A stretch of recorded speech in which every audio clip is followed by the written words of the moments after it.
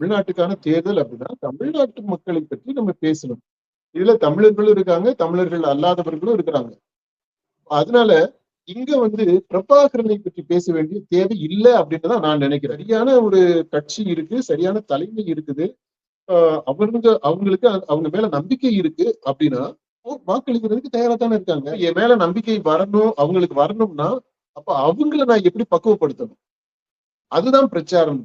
அது சும்மா தேர்தல் டயத்துல போயிட்டு பேசுறதுல மட்டும் நடந்துறாரு. அவங்களுக்கு இருக்கக்கூடிய மிகப்பெரிய குறை நாம் பார்க்கிறது என்னன்னா, பொருள் ஆதாரம், போதிய பணம் இல்ல. எம்எல்ஏ ஆயிருக்கக்கூடிய வேட்பாளர்களை விட திறமையும் தகுதியும் பற்றும் உள்ளவங்க நாம் தமிழர்ல இருக்கிறவங்க 60-65 பேர் அப்படின்னா, இந்த 60-65 பேரும் தேர்ந்தெடுக்கப்பட வேண்டியவர்கள், எம்எல்ஏ ஆயிருக்கணும். இந்த தேர்தல் முறையில கண்டிப்பாக ஒரு பரிசீலனை செய்ய வேண்டியது, மாற்றங்களை கொண்டு வர வேண்டியது அவசியமா இருக்கு. அவங்க கண்ணு முன்னால இருக்கக்கூடிய சவால்கள் இது எல்லாத்தையும் அவங்க கணக்குல எடுத்துக்கணும், இதை பற்றி ஆய்வு பண்ணணும். தேர்தல் களத்திற்கு ஏற்றது மாதிரி அவங்கள அமைச்சுக்கணும். அப்படி அமைச்சுக்கிட்டா 2031 தேர்தல் கண்டிப்பாக நாம் தமிழருக்கான தேர்தலாகத்தான் இருக்கும்.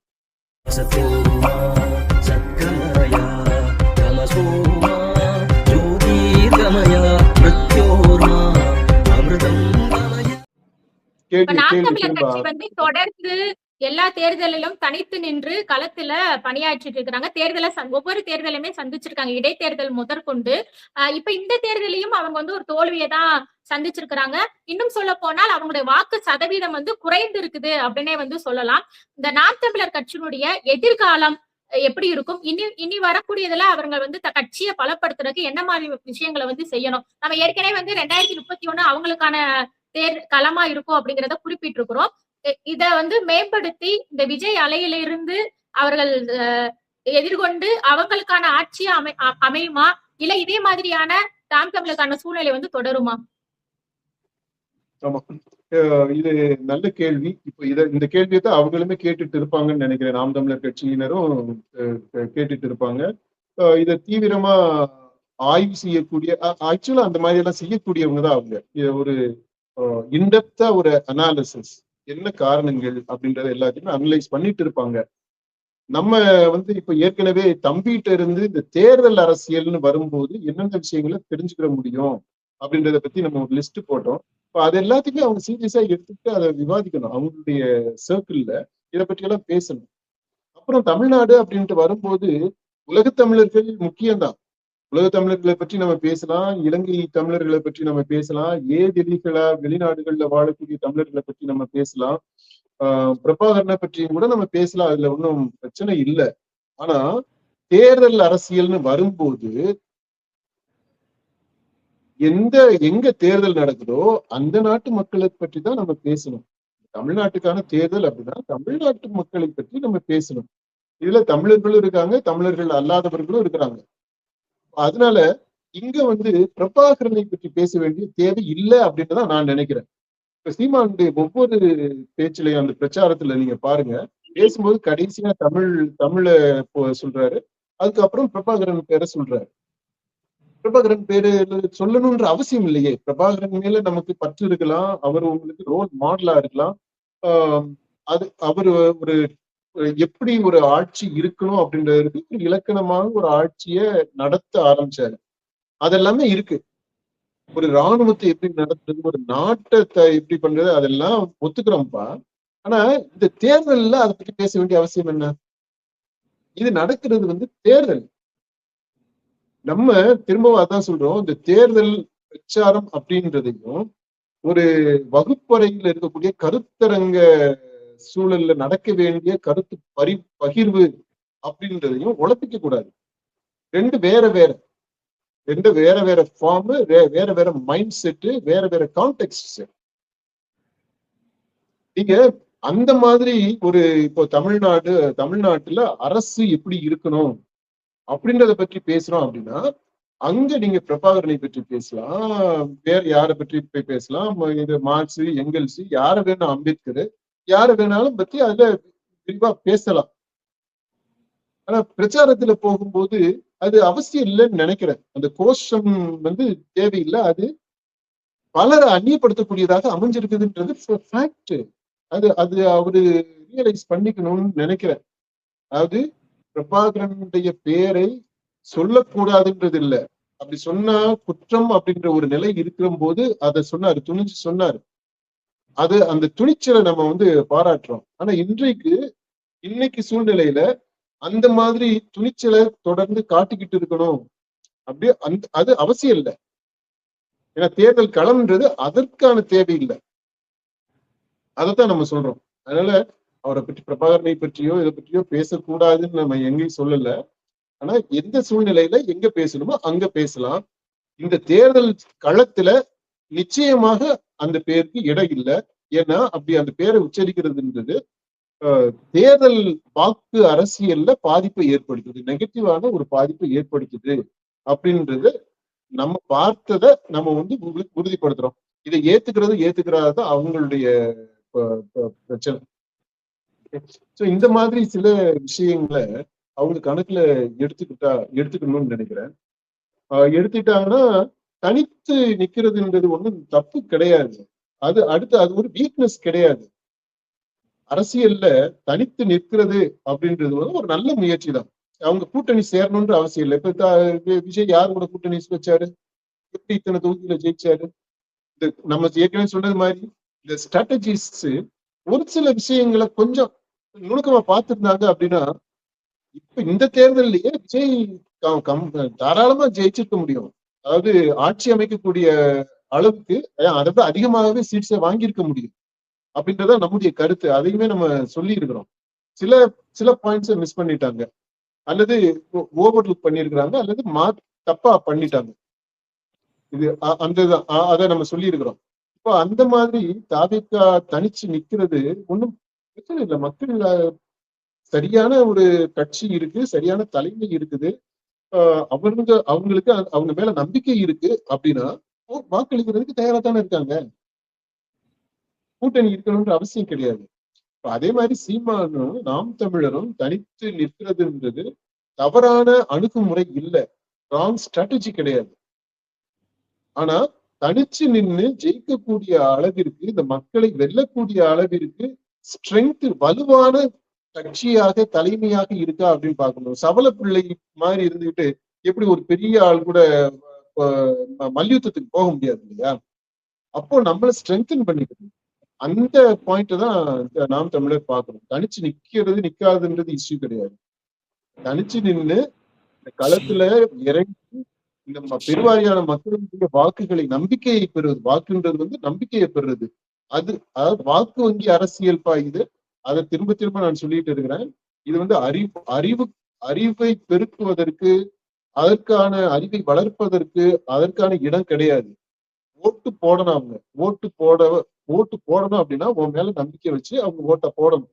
அப்போ நம்ம மேல நம்பிக்கை வரணும்னா நான் எப்படி இருக்கணும், அது ஒரு பக்கம். அப்ப என் மேல நம்பிக்கை வரணும், அவங்களுக்கு வரணும்னா அப்ப அவங்களை நான் எப்படி பக்குவப்படுத்தணும், அதுதான் பிரச்சாரம். அது சும்மா தேர்தல் டயத்துல போயிட்டு பேசுறதுல மட்டும் நடந்துறாரு. இடைப்பட்ட தேர்தல்களுக்கு இடையில இருக்கிற காலத்துல என்ன பண்றோம், எப்படி இந்த மக்களை தயார் பண்றோம் அப்படின்றது ரொம்ப முக்கியம். அது கொஞ்சம் செய்துக்கிட்டு இருக்கிறாங்க நாம் தமிழர். இப்ப அதை இன்னும் கொஞ்சம் சிஸ்டமேட்டிக்கா பண்ணணும். இன்னும் அப்புறம் அவங்களுக்கு இருக்கக்கூடிய மிகப்பெரிய குறை நாம் பார்க்கிறது என்னன்னா, பொருள் ஆதாரம், போதிய பணம் இல்லை. இப்போ விஜய்க்கு ஏன் இப்படி ஒரு 1.5 வருஷம் 2 வருஷத்துக்குள்ள இந்த அளவிற்கு ஒரு பெரிய ரீச் பண்ண முடிஞ்சு அப்படின்னா, பணம் செலவு பண்றதுக்கு ஆட்கள் இருந்தாங்க, நிறைய பணம். ஊழலை ஒழிக்க போறேன் அப்படின்ற அதெல்லாம் ஒரு பக்கம் இருக்கு. ஆனா இந்த அளவிற்கு இடங்களை கைப்பற்றுவதற்கே பல கோடி, பல ஆயிரங்கள்ல இருக்கும்னு நினைக்கிறேன், கோடிகள். அவ்வளவு பணத்தை செலவு பண்ணித்தான் இதை செய்ய முடிஞ்சிருக்கு. அவர் ஒரு நல்லவர், நேர்மையாளர் அப்படின்ற ஒரு இமேஜை கொண்டு வந்தது பணத்தை செலவு பண்ணித்தான். அந்த அளவிற்கு பணம் செலவு பண்ணக்கூடிய நிலையில நாம் தமிழர் இல்லை அப்படின்றது எல்லாருக்குமே தெரியும். இப்ப இந்த தேர்தலில் கூட தாவேகாவை பத்தி சொல்றாங்க, பணம் கொடுக்காம போட்டு வந்துருச்சு அப்படின்ட்டு. நாம் தமிழர் நமக்கு தெரிஞ்சு எல்லா தொகுதிகள்லயுமே இப்ப பணம் ஒன்றும் கொடுத்தது மாதிரி நமக்கு தெரியல. பணம் கொடுக்கறதுக்கு அங்க வசதி இல்லை அவங்களுக்கு. எல்லா கேண்டிடேட்ஸுமே அப்படி. பை த வே இந்த பாயிண்ட் நான் சொல்லிடணும்.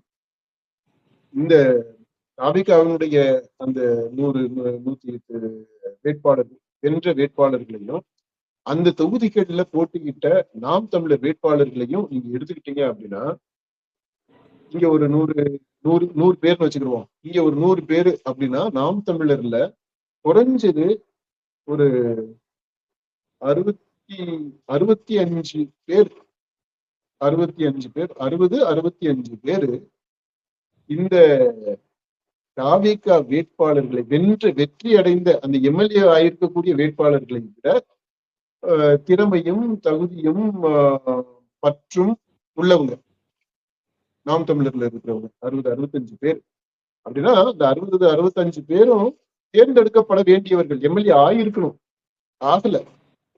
ஏன்னா அதுக்குமே நம்ம அடுத்த பாயிண்ட் என்னன்னா, இப்போ இந்த தேர்தல் முறை இருக்குது இல்லையா, இப்ப இருக்கக்கூடிய இந்த தேர்தல் முறையினுடைய குறைபாடு அது. இப்ப தேர்தல் எப்படி ஆகி போயிடுச்சுன்னா, எம்எல்ஏஸ் எம்பிஸ் அவங்கள தேர்ந்தெடுக்கிறது கிடையாது. நேரடியாகவே மக்கள் முதல்வரையும் பிரைம் மினிஸ்டரையும் தேர்ந்தெடுக்கிறது மாதிரி ஆயிடுச்சு. அதாவது ஒரு ராஜாவை, இந்த நாட்டை ஆள்வதற்கான ராஜாவை தேர்ந்தெடுக்கக்கூடிய மாதிரி இந்த தேர்தல்கள் ஆகி போயிடுச்சு. அதனாலதான் விஜய்ன்ற அந்த பேரும் அவருடைய சின்னமாகிய விசிலுமே போதுமானதாக இருக்கு. தமிழ்நாடு முழுக்க எல்லா தொகுதிகளிலையுமே ஸ்வீப் பண்றதுக்கு இது மட்டுமே போதுமா இருக்கு. மோடி அப்படின்ற அந்த ஒரு பேர் மட்டுமே இந்தியா முழுக்க மெயினா வட இந்தியா முழுக்க வாக்குகளை பெறுவதற்கு போதுமானதாக இருக்கு. அப்போ இது ஒரு மாதிரி ஒரு பிரசிடென்ஷியல் ஃபார்ம் ஆஃப் கவர்மெண்ட் அப்படின்றதுடைய அந்த மாதிரியா இப்ப இருக்கக்கூடிய நம்ம நாட்டுல இருக்கக்கூடிய இந்த தேர்தல் முறை மாறி இருக்கு. அப்படி மாறி இருக்கு. இந்த தேர்தல் முறைகளை கண்டிப்பாக ஒரு பரிசீலனை செய்ய வேண்டியது, மாற்றங்களை கொண்டு வர வேண்டியது அவசியமா இருக்கு. அப்புறம் இந்த ஃபர்ஸ்ட் பாஸ்ட் தி போஸ்ட் அப்படின்ற அந்த முறை, அதாவது யார் ஒரு ஓட்டு அதிகமாக வாங்குறாங்களோ அவங்க ஜெயிச்சவங்களை ஆயிடுறாங்க அப்படின்ற முறை இருக்கு இல்லையா. ஆக்சுவலா இந்த தேர்தல்ல ஒரு ஓட்டு வித்தியாசத்துல ஒரு தொகுதியில ஜெயிச்சிருக்கிறாங்க போல. இப்போ அந்த மாதிரி அந்த ஒரு ஓட்டு தான் வின்னிங்கா இருக்கு. வின்னர் யாருன்னு தீர்மானிக்கிறதுன்ற முறையை மாற்றி அந்த ப்ரொபோஷனல் ரெப்ரசன்டேஷன், அதாவது மக்கள் எவ்வளவு தூரம் ஒரு கட்சிக்கு ஆதரவு தர்றாங்களோ அந்த அளவிற்கு மக்களுடைய மன்றத்துல, இந்த சட்டசபையிலயோ இந்த ராஜ்யசபா லோக்சபா அப்படின்னு எல்லாம் சொல்றாங்க இல்லையா, அந்த மாதிரியான மக்கள் மன்றங்கள்ல மக்கள் எவ்வளவு ஆதரவு கொடுத்திருக்கிறாங்களோ அதற்கேற்ற அளவிற்கு பிரதிநிதித்துவம் கொடுக்கிறது அந்தந்த கட்சிகளுக்கு. அந்த முறை வரணும். இப்ப இதெல்லாத்தையுமே நாம் தமிழர் கட்சி மாதிரி மற்ற கட்சிகளுமே சேர்ந்து இதை முன்னெடுக்கணும். இப்ப இதெல்லாம் அவங்க செய்ய வேண்டியது இருக்கு. இதெல்லாமே அவங்க கண்ணு முன்னால இருக்கக்கூடிய சவால்கள், இது எல்லாத்தையும் அவங்க கணக்குல எடுத்துக்கணும். இதை பற்றி ஆய்வு பண்ணணும். அடுத்து இந்த அரசியல் ரீதியாக எதிர்காலம் அப்படின்னா, எனக்கு என்னவோ நான் சொன்னேன், எனக்கு தெரிந்த காரணங்களை முன்வைத்து இந்த இப்போ இருக்கக்கூடிய ஆட்சி என்பது ஒரு 3 வருஷத்துக்கு தொடரும். 2029 இந்த நாடாளுமன்றத்திற்கு வரப்போற தேர்தலோடு சேர்த்து தமிழ்நாடு சட்டமன்றத்திற்கும் தேர்தல் வரலாம், ஒருவேளை வரலாம் அப்படின்னு தோணுது. அதாவது 5 வருஷத்திற்கான மேண்டேட் தான் இது. 5 வருஷம் இந்த ஆட்சி தொடரணும் அப்படின்றதான் நம்முடைய விருப்பமும் கூட.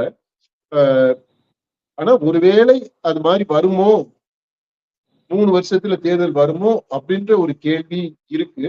அதுக்கான காரணங்கள் என்ன வரும்ன்றதெல்லாம் நம்ம தனியா வேற ஒரு காணொலியில நம்ம பேசிக்கலாம். அப்படி ஒரு தேர்தல் வர்ற பட்சத்துல நாம் தமிழர் கட்சி ரொம்ப முக்கியமான ரோல் பிளே பண்ணுவாங்க. அடுத்து ஒருவேளை இது 5 வருஷம் இந்த ஆட்சி நல்லபடியா நடந்துட்டு சுமூகமாக முடிஞ்சிருது அப்படின்னா, அடுத்து வரப்போற தேர்தல் இருக்கு இல்லையா, சட்டமன்றத்திற்கு 2031 வரும் இல்லையா, அந்த தேர்தல் கண்டிப்பாக நாம் தமிழருக்கான தேர்தலாகத்தான் இருக்கும். ஆனா இதுக்கு இடையில நம்ம சொன்ன இந்த 5-6 விஷயங்கள் நம்ம சுட்டி காட்டி இருக்கிறோம். அதை அவங்க சீரியஸா எடுத்து அதை அட்ரஸ் பண்ணி அதற்கு ஏற்றது மாதிரி, இந்த தேர்தல் களத்திற்கு ஏற்றது மாதிரி அவங்கள அமைச்சுக்கணும். அப்படி அமைச்சுக்கிட்டா 2031 தேர்தல் கண்டிப்பாக நாம் தமிழருக்கான தேர்தலாகத்தான் இருக்கும்.